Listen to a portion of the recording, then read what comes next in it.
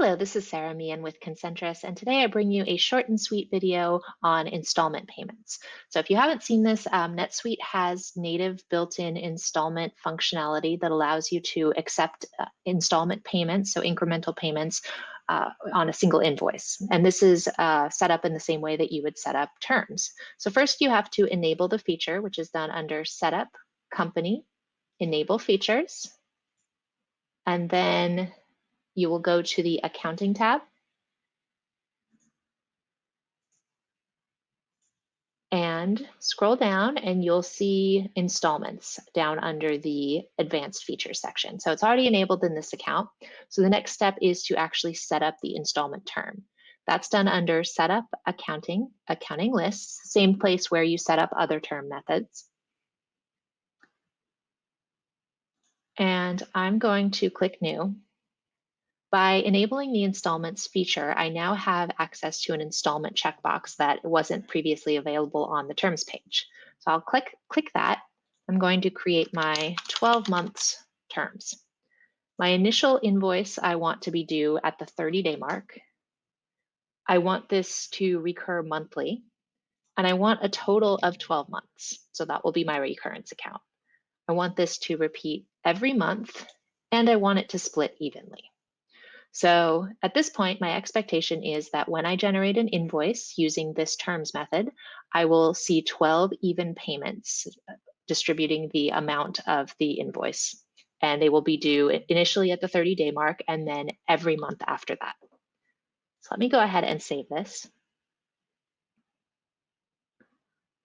And then I will jump over and create an invoice from a test customer.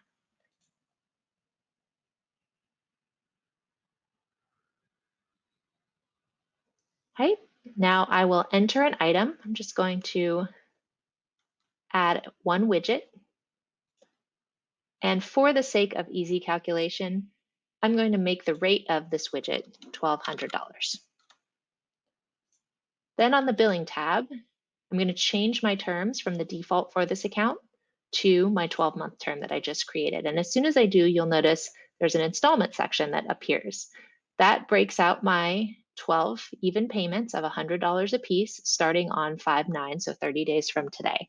So this looks exactly as I was expecting to see it.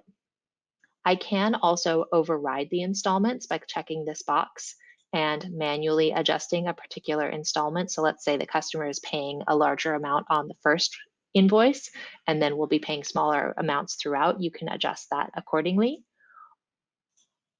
And if you change the amount of your invoice, let's say I bump this up to $1,300, and then I come back to the billing tab, I can hit refresh installments to see the new amount.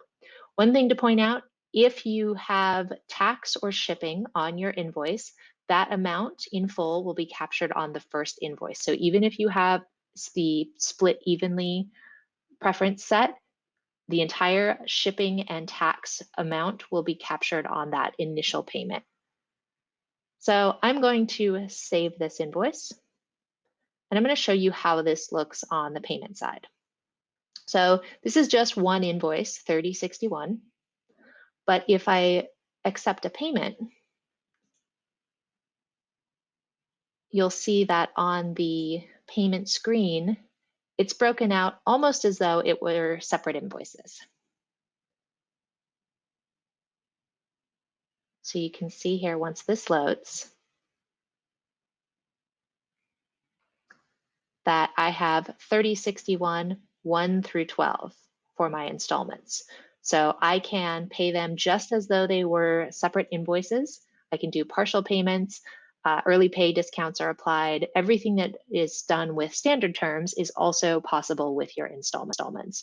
So hopefully you found this helpful. Thank you so much for watching. Take care.